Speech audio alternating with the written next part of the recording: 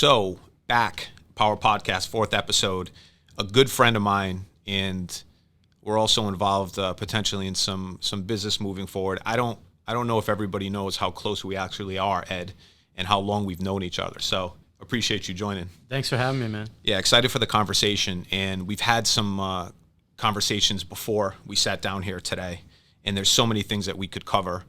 I think because we've known each other for so long, maybe since we were 19, 20, I don't want to say how many years we've known each other. That'll give away our age, but our career paths have kind of aligned, and we do something totally different. But, I don't want to speak for you, but I know that in the last 5, 6, 7 years, as I've scaled my businesses, life gets more complicated. Talk a little bit about how you've been able to deal with that and also manage multiple businesses in multiple spaces, really, not just restaurants. That's a great question. I mean, I remember meeting you so early on in the process. You'd come in and we'd be promoting nightclubs, Yep. prior to ownership. And, you stood out because you were always kind to the team. You were always gracious when you came in. And those are the things you don't forget. Hospitality. I feel like everyone has to have a hospitality job at some point in their life just to kind of understand the other side of the perspective. But working hard from a promoter, constantly working hard in your business, I think it's led us to the opportunities that we've been able to get throughout life because we've been consistent and we've built those relationships. I think the hardest part of scalability and where we are at in the process is not being afraid to ask for help or not being afraid, not thinking we know it all. We were like when we were those young kids and we had a chip on our shoulder and we were trying to make a name for ourselves. It's like I wake up every day, Zach, just like you, I'm sure, and it's like, wow, that's something else I didn't know, and I'm learning every single day. So and I know for me, and I don't want to speak for you, but it comes with humility, and as you grow older, for me, I feel like I know less the older that I get. For sure. Do you feel that way? Absolutely, and it's funny, like in retrospect, now, just seeing all the mentorship that we received through the process without even realizing it. Yeah. People that saw things in us. Yeah. People that guided us through the process. And life gets harder, right? It doesn't get easier as we get more and more opportunity. But if we can keep finding solutions and keep working with like-minded people like yourself and talking through the process, then obviously we navigate through it and it gets a little bit of fun at these next levels. Yeah. So I know, a lot of people reach out to me and ask me about, running multiple businesses and time and how much you devote to each piece of your life, whether it be the personal side, as you've scaled. And I don't know how many restaurants do you have ownership in right now?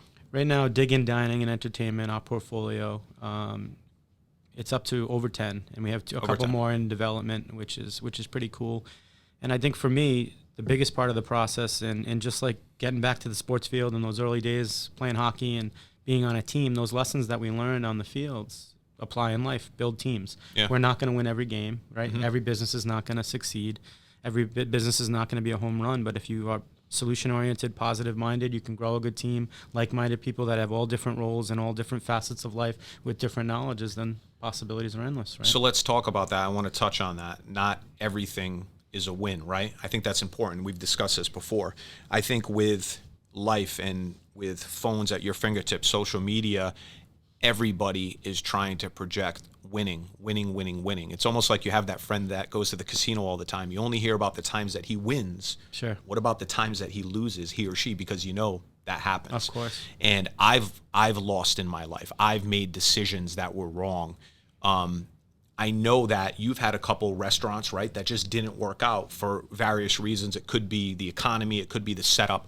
But how do you take a loss? Like, if you're comfortable, talk about a loss that you experienced and maybe absolutely. What you learned from it. I think loss is everything. I think, removing that fear barrier that we discussed a little bit earlier is so important.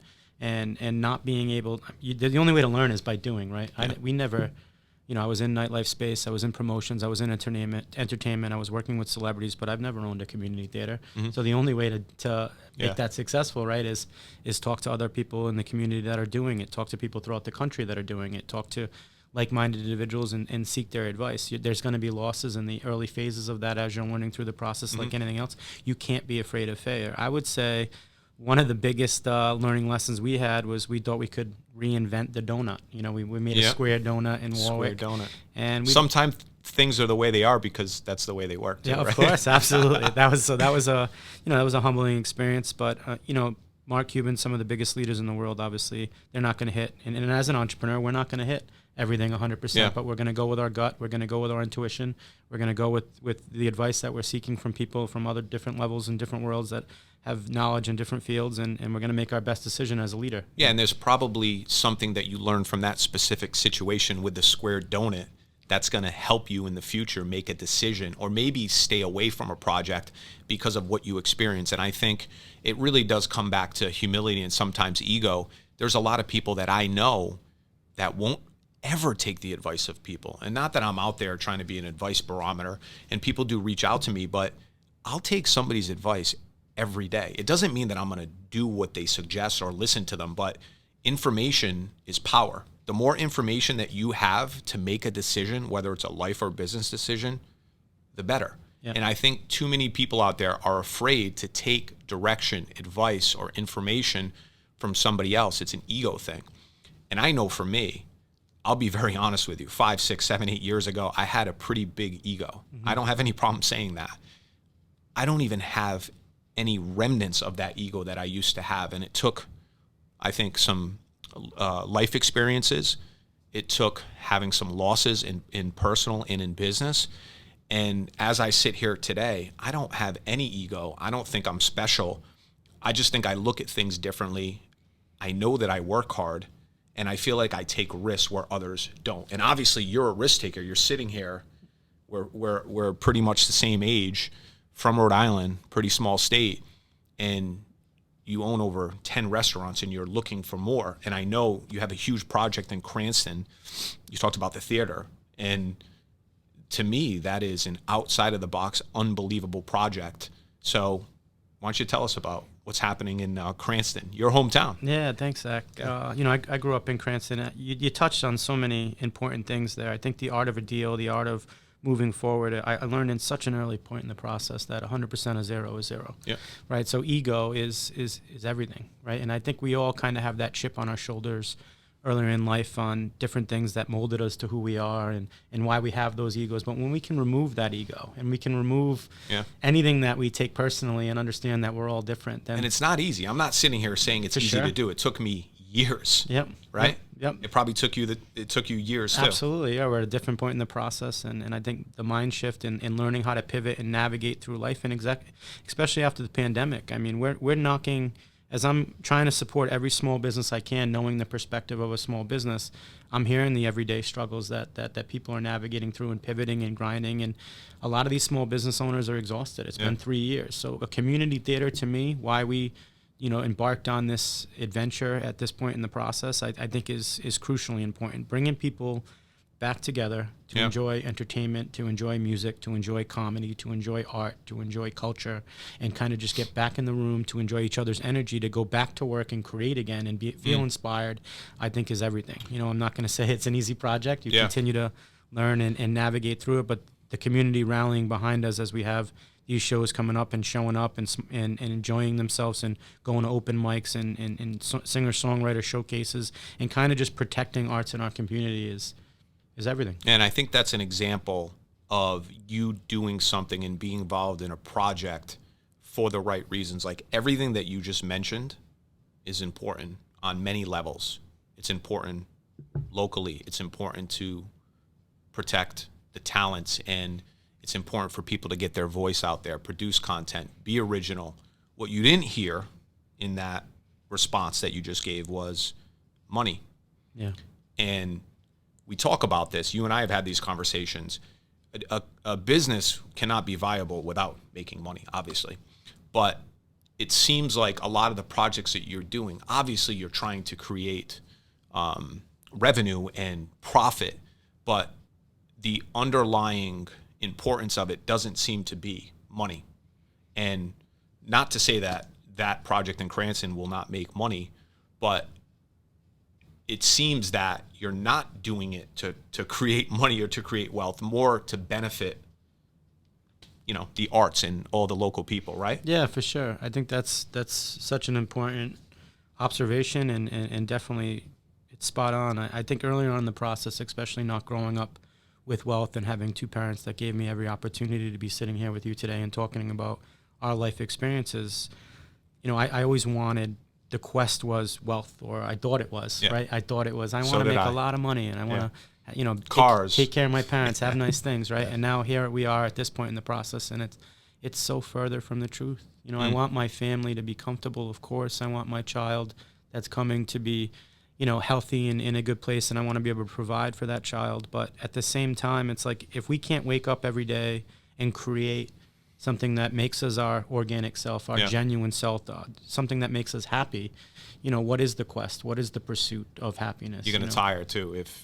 If everything is about money, eventually it just gets old. And it seems like when we're doing what we're passionate about, and we're building communities around these businesses that we're building, and we're really showing people a good time to kind of just relax from the daily struggles that they're navigating through, the money comes. Yeah. And I think some people might almost use it as a business strategy to say that they're not about money. But I know for me, and I've known you for so many years, I think people realize the authenticity in what you just said. And if I can expand on that a little bit, my own personal struggles that I went through when I was earlier, and how important making money was to me. I thought that making money was just, that's it, that's success. So when I was younger and earlier in my career, that's what I looked at other people that had money as being successful. What I didn't realize was they might be successful in that facet of their life in actually making money, but they're bankrupt personally. They had no life balance. And that doesn't mean everybody. But when I started to look at people and idolize people that had money and got to know people, I was like, I'm happier than, I'd rather be me and happy, you know? That balance is important. And you've had some previous guests on that we both have a lot of respect Jimmy for. Birchfield Jr. And he's taught us that through the process, through little dinners, through little... He's been like both of our little, I call him the social mentor, because he taught me a lot in a very important time of my life when I was going through a change that I needed to really go through. For sure. Same here. Yeah. Same here. And, you know, that balance conversation, I say balance probably 100 times a week. I think people that are listening realize how important life balance is if really what you're going for is, you know, career success. You cannot, you might be able to get career success, but you will not be able to sustain it if you don't have that life balance. And it doesn't mean you have to be married, but have your life in order. Go to bed early, get up early, read, you know, the physical aspect, work out.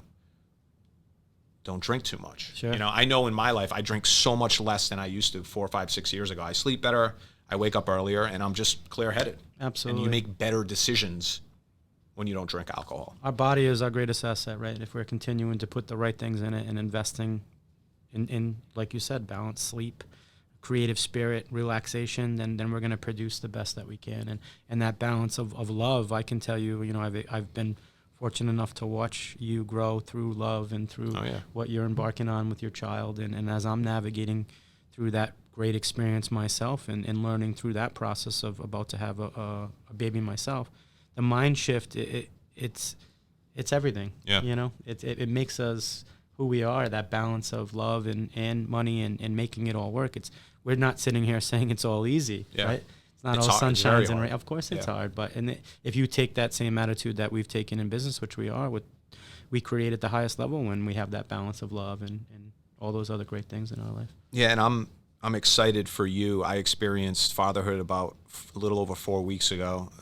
My wife Jen and I welcomed our son Chandler into the world, and you and I talk a lot about that. And I try to be a little beacon of information and trying to help you prepare for what's to come. And it's obviously unbelievable. Do you have any fears? Like, are there things that you think about going into fatherhood, even related to business? Like, so much is expected of you, right? With those multiple businesses. And I know I thought about this.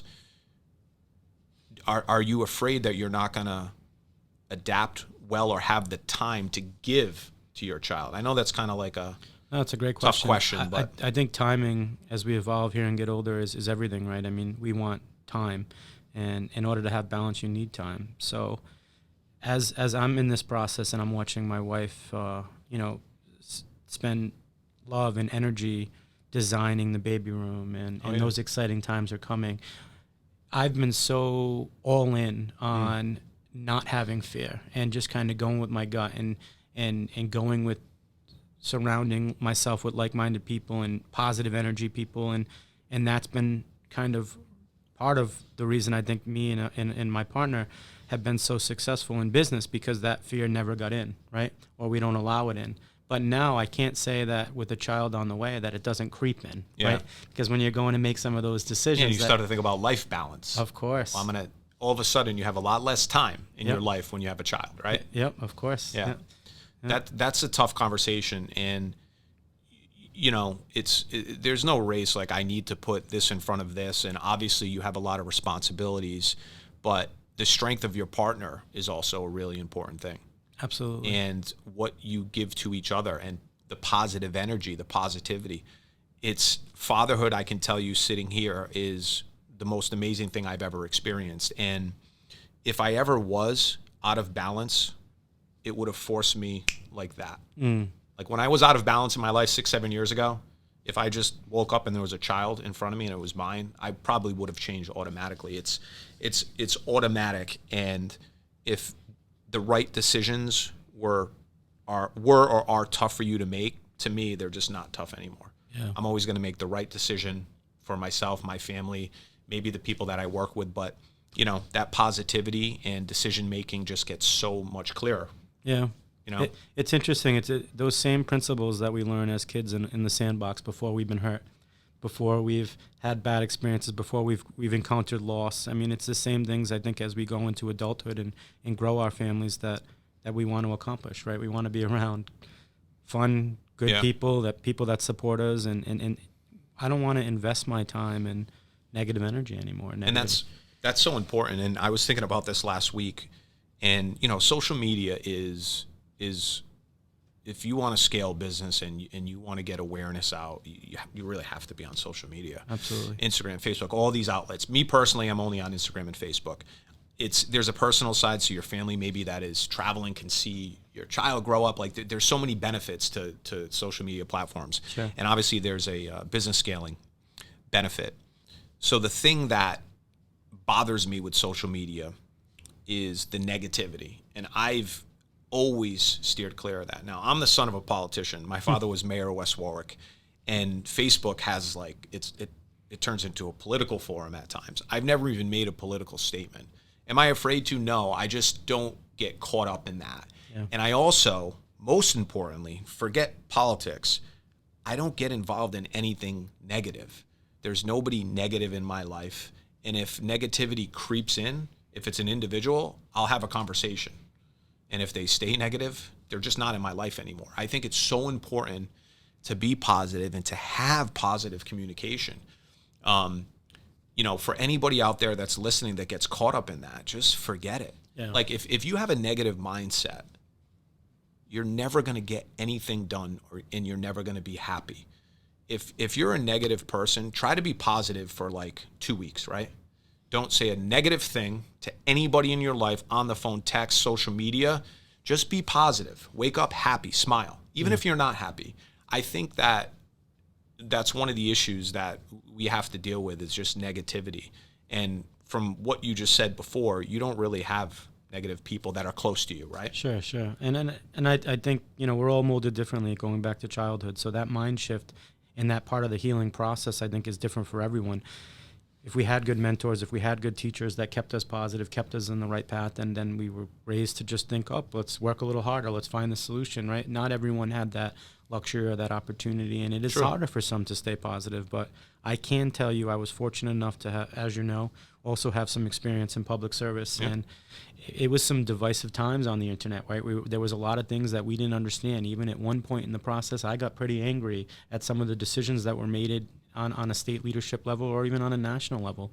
But with that all being said, I took it upon myself to find out more, to learn more. And there's that value of information when decisions are being made and you don't have it as an everyday citizen, right? Mm-hmm. And you kind of just sit there and play Monday morning quarterback. And then when you actually learn the information, you go, interesting. Yeah. You know, and when you can apply that in life, in public service, and there's a lot of good people in Cranston serving from both parties, and when they can continue to come together, good things can happen. And I think on local government, on local public service, especially when the mindset of a businessman comes in, and the mindset of bringing people together for the art of a good deal for the community wins, right? So on a local level, and I know you lived through it with your father, it should be all about, let's get back at the table and find solutions. And what's better for the greater good. And sometimes there's so many factors when it comes to politics.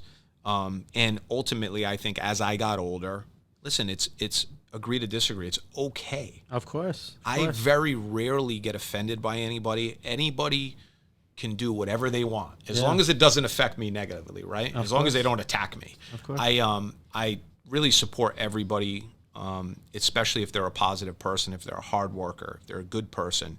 But I have a lot of friends that I just completely disagree with certain scenarios, and I would never argue with them or fight. It's just everybody, everybody was brought up in a different environment, household. They had different things. They had different influences, and it's important to be cognizant of that. I'm the way that I am because of what I went through up to this point, and the experience that I've had. Nobody's had the same experiences that I've had, so why wouldn't they be different? Of course. Yep. And I think we learn a lot of that mindset through reading, right? And I know we've shared through the process some different books that we've enjoyed, and Four Agreements for me was definitely one of those starter packs of mindset shift. It's like something I try to read every single year and just kind of get back on track of. One of the greatest chapters for me is don't take it personally. You know, someone is going through something every day that you're interacting with people here out in the public, and if you can just try to show them a little bit of kindness, a little bit of gratitude, a little bit of let's shift their day even, then the day gets better not only for them but for yourself and for a community and for everybody. So I'm not going to sit here and say it's easy. It's harder to wake up every day and stay positive. It's harder every day to find that positive energy, that solution oriented, to be that leader. But if you can figure out a way, even if you have a bad day, the next day to get up and keep going and stay with that attitude, then things get better. Yeah, that's great advice. And Don Miguel Ruiz, for anybody that's listening, he's the author of the Four Agreements. And the Four Agreements is really, it's not difficult reading. It's not long-winded. It's very simple life lessons. I know that I think I've probably read it 3 or 4 times. If you're not into reading, or you are, and you have not read the Four Agreements, you're not going to read through it and say, oh my God, I've seen the light. But there's so many little lessons in it that if you actually apply them, it will change your life. And I know that I didn't really understand the significance of the book until I finished it. I was like 3/4 through, and I just didn't get the hype. And then I finished it, and I started to write down some notes. And one of the lessons that you talked about was great. Another lesson that I love in there, and it sounds silly, is just do your best. Like in any type of situation, if you've done your best with the information that you've had in front of you, and you come up short, you fail, somebody doesn't agree with you, why even think it's done? You've done your best in the situation. Sure. You have to move on, and you have to have a short memory when it comes to that. And the other aspect of that book that I love, it talks about everybody kind of being in their own dream, meaning all the millions of people in this world, everybody has a different life outlook, and they're looking through their own lenses. And because of that, that's where it leads into don't take things personally. Everybody's in their own dream, running their own race. And if you cross paths and if something doesn't work out, they're not doing it to hurt you. They're doing it because of actions in their life have led them to do that. Sure. They're trying to make decisions for themselves, not for you. And that just comes back to not taking things personally. So very simple life lessons, but I have to say, I think that book probably changed. I would say it changed my life. Yeah, mine too. Absolutely. What books is an interesting topic. What are some other books that you love that you could really suggest to people, and what did you actually gain from that? It's interesting. Like, obviously, we touched base earlier on mentors of our life. So if a lot of the times it's not even the book; it's if the mentor recommends it. And as of late, because of time, I find myself listening more to a lot of podcasts, just kind of putting it on obviously in the car when I'm transporting from location to location. And specifically to that, I think that's a good point, that a lot of people don't think they have time to read, right? Make that self-investment. Yeah. And Audiobooks now. Yeah, audiobooks, listen in the car. But, there's a great book right here, obviously. Can't Hurt Me. Can't Hurt Me. And Awesome that's another book. great one, right? There's lessons from every single book that these high-level leaders in different worlds and militant mindset. And if we can learn about how different leaders react different ways, then we're all going to have our own style, right? Yeah. We're all going to have our own approach. But you're going to get things differently out of different people from different styles. So if you can kind of approach understanding how everyone is different and the perspective of every individual and different person, and react differently based on the lessons that we're learning in these books and from these leaders, then hopefully you can lead the best. Yeah, and you're also absorbing information from people that you just really have no experience with. Like David Goggins he grew up very, very poor, and his story is amazing. Military prowess. And I don't know anybody personally in my life that's anywhere close to the experience that David Goggins had. And that book, if you're looking for motivation, a lot of it is physical, gym and mental health, right? The importance of mental health as it relates to physical health. That book will motivate the hell out of you. Absolutely. It's the reason that I go to the gym before work now. Yeah. And that might sound silly and insignificant, but it's actually very significant in my life because I'm at work and I've already done what I needed to do. So I made up about an hour and a half. Sure. And if I need to do something after work, or I want to be home at 4:30 to see my child, Yeah. I'm not going to run and go to a workout. I want to see my kid. So that little life pivot helped me a lot. And physically, if you're in shape and you're doing the right things, eating well, not drinking too much, and you're living somewhat like David Goggins, mentally, you're going to probably be in a good headspace. Absolutely. So the Park Theater, Ed, we talked about this. That building, when was it built? It's 98 years old. 98 years old. And I know personally, when I saw you make that announcement of the revival, I thought it was special. And it hit me mainly because in today's world, you're just seeing new technology, cryptocurrency, metaverse, like digital. And I feel like people have lost sight of our history and how special things are that are there and maybe just need to be refurbished. And like Park Theater is an example. That's been there for almost 100 years, right? Yeah. Nothing has happened in there for the last, what? It's of significance. It's been closed for 3 years. It went under renovation in 2009. We picked up the pieces. A building that's been closed for almost 3 years. Obviously, as you could imagine, And a beautiful building. Beautiful building. A lot of damage, but something about driving on Park Ave in the city that I grew up in, the city that I love, and not seeing those lights on. Yeah. Just every single time, and then seeing that auction sign up and knowing what it could be turned into. And you know what's funny? That was your motivation, because I know you as a person. Probably every time you drove by there, you're like, man, I remember when those lights were on. And I remember the feeling. And I also remember what it did for the town, the city. Because to your point before, people are hurting. There's a lot of people hurting. And interest rates are up. Inflation is up. Things are more expensive than ever. And there are people that are hurting out there that need some inspiration in their life, and they need a low-cost entertainment option, etc. And that's, I don't want to speak for you, but it seems like that might fill the void there locally in Cranston and in the surrounding cities. And that was exactly our goal, to give an affordable option to get people to come in and enjoy a show, enjoy comedy, laugh, and to get that text the next day or a few days later from someone that did come and enjoy themselves. Yeah. And they're back again, laughing again. Laughing. We don't laugh enough. No, we don't. Laughing is important. Life is not easy. It's healing, right? Yeah. Laughter is therapy. Music is therapy. Agreed. And I can't even express. And it's to date, a part of this scaling process probably has been our most difficult project, but also our most rewarding. The park. Yeah. Yeah. And difficult. So touch on some difficulties. I'm sure financially, just because things are so expensive, right? Sure, With, of course. Yep. Especially trying to refurbish an old building. And the carrying cost on an asset like that is high, right? Taxes, so, yeah. Yep. And, not being able to negotiate with the city was certainly part of that process because of a 1-year revolving door, which I truly believe in. It's a way to keep public service and post-public service people ethical, right? So there's checks and balances where we can't actually, my partner Jeff had to go through that entire process of negotiation with the city.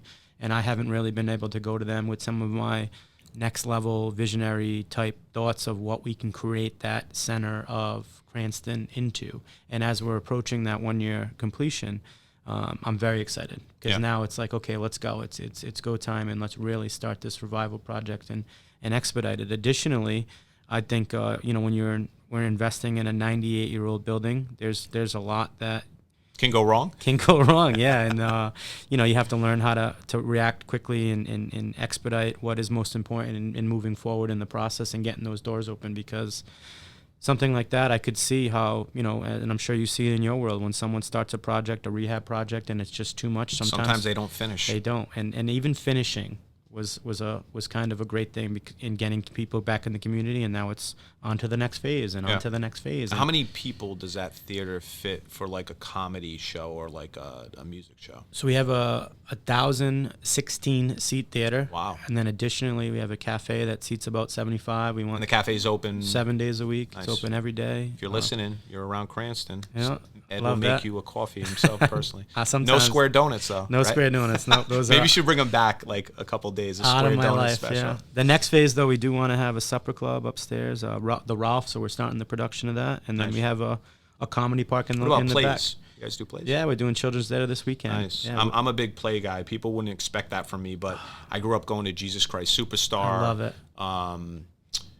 Going to what are the other plays? I can't even. The Phantom of the Opera. My Of mother course. loved, and I just I Christmas always carols coming. I always respected the arts. Yeah. So it's cool that you're doing it. Even going on a train and doing that New York experience and watching Broadway and trying to bring a little bit of that here. We had a Broadway Diva show on September 10th with some leading true ladies from Broadway. So Awesome. It's fun, man. I feel like we're in our natural element right now. So and it's also for you. It's funny because I've known you for a while, and I think people that know you realize that you're a risk taker, but you'll poke your head into completely different, spaces, and I appreciate that about you. Obviously, a risk taker, but you're delving into the arts and performance, and you experience some of that maybe in your nightlife time with acts and DJs, but this is a whole other level. Does that at all? Did that concern you? Did you just go on some informational trip and just soak into the space to understand it more before you did it? I think surrounding yourself with people that have been in that space is crucially important, and respecting their opinion, respecting the value of the information they've acquired throughout their journey of life. And we've been fortunate enough, just like anything else, to build a pretty good team there that's working really, really hard. So, as I sit here and talk to you, if I could just ask if anyone has the opportunity, please check out the website, check out the Park RI, see if a show interests you, come see what the team has been putting all the work into. And help support an individual and a team that's doing it for the right reasons. The park is not about money. I know that. The park's about having people experience something they have not, bringing a building back, creating a renaissance in Cranston, and people that know you realize how much you love the city of Cranston. You're doing it for the city of Cranston and its people. I know Rhode that Island. without even. Yeah, I love Rhode Island. Yeah, I think we both do. Yeah. I think we both do.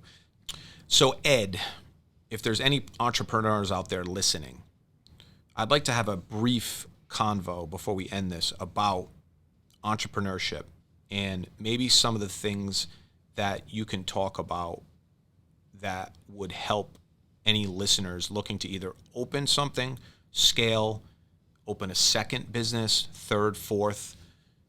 What kind of advice would you have for somebody listening? And maybe what experiences have helped you get into the mindset that you have now? I think a lot of it's one step at a time, right? And I think often people at the early parts of the process, they get overwhelmed and they go, this is too much, right? But if you can just figure out, and we talked books earlier, there's a child's book that just, the boy and the horse in the woods. And I don't know if you know the lesson of that, but basically the boy says to the horse, I can't see my path through the woods. And the horse says, well, can you see your next step?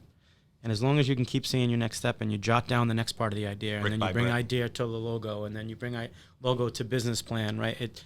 and not being afraid to ask the question, I think is so crucially important. Yeah. Obviously we touched on time, and not a lot of high level entrepreneurs have time, but as a caddy at 13 years old with my first job where I met my initial investor, I wasn't afraid to ask those questions and keep asking those questions and stay humble through the process. And if you can keep learning, and if you have the energy to keep going after it, and you can keep getting back up, don't be afraid to ask the question. Don't be afraid to approach people that have been there and have done it, and people that you admire and respect, because I've asked, and I will continue to ask many questions through the process. I mean, we ask each other for advice, right? Course. You and I. And I think what you just talked about are all great lessons. I know for me personally, a lot of my decision making comes from that idea of, first of all, do I have the time to do it?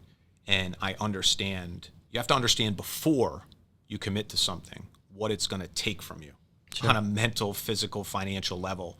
And I've said no to things, you've said no to things, mainly because I didn't have the time. It's mostly time. So before you commit to something and before you actually go all in, make sure that you're going to be all in, because that's the number one ingredient. If you're not going to be all in, then don't do it. Wait for something that makes sense and fits into your life. And the brick by brick piece, to your point, you have to walk before you run. And for me, sometimes I get overwhelmed, I'll be honest with you. And I don't have any problem being vulnerable and of course talking to anybody. You know, we all have vulnerability, and especially having a child and running multiple companies, there's days that I'm like, can I handle this? Do I want to handle this? Do I really want to do this? And that's why it's important to get into things that you're passionate about, because the passion keeps you in. That's what keeps me in, getting involved in something that I really was interested in and that I was passionate about. If you're not passionate about what you do on a daily basis, you're not going to put in the effort continually to execute it. 100%. I think that's a big lesson. And for me, if I ever do get overwhelmed, I take a breath. And to be honest with you, you know who I think about? Elon Musk. Yeah. First of all, I love him. But when I'm getting overwhelmed, I just start to think about him, and I'm like, he owns like 150 companies. He runs like 4 major companies. If he can do it, I mean, I'm not going to say I can do what he does, but he's a human being. That's all he is. Of course. He's got the same 24 hours that we have. We all have the same amount of time, right? Yeah. And if he can do it, I can do something, a microcosm of what he's able to execute. So I think about all the people that are able to execute at a level that is 100 times higher than me. Yeah. And I just look at them and I'm like, they can do it. Why can't I? Absolutely. And it's it's very simple, but I really do appreciate you taking the time. Thank you for having me, man. And admitting, like I said, it's important to admit mistakes that you've made. And I think the most important piece about making mistakes is learning from the mistakes. You have to take there's always a lesson in a mistake or a failure, always. Absolutely. And if you don't extract that, it was a complete waste of your time. Can't keep growing. Yeah. So you've heard from Ed Brady, a great friend, local guy. Thank you, buddy. Doing so much, and most importantly, doing so much for the community. And your restaurant group obviously is flourishing. There's so many restaurants around the state and even in Massachusetts that are really flourishing. And obviously the Park Theater in Cranston, that's a passion project for you, I can tell. Absolutely. Labor of love, my man. So if anybody's listening, what's the next cool event at Park? We got the Plain White Tees, September 2nd. Wow. Yeah, it's Hey There, Delilah. That's an old one. Yeah, that's a good one. Yeah, oldie but goodie. September 11th, we have Easton Corbin. A lot of great shows. I mean, honestly, we have over 20 shows that we're trying to kind of hit everybody with. Something for everybody. So if you could check out theparkri.com, grab a ticket, and bring some friends, it would mean the world to us. So thanks, Zach. This honestly was a great conversation. Great conversation. I respect you so much. I've watched you through the process. I'm so proud of you. I know it's not easy. I got to grow more. I have more to grow. Thanks for getting vulnerable with me, and thanks for having me on, man. Awesome, man. And we actually might be working on something together that we're going to announce in the future. I'm excited for that one. Nothing's we both inked. Love it, right? Nothing's inked, but we're both really passionate about it, and Absolutely. It could be a lot of fun. So stay tuned for Big that. change for Rhode Island. Yeah, I like it. All right, brother. One man should have all that power. The clock's ticking, I just count the hours.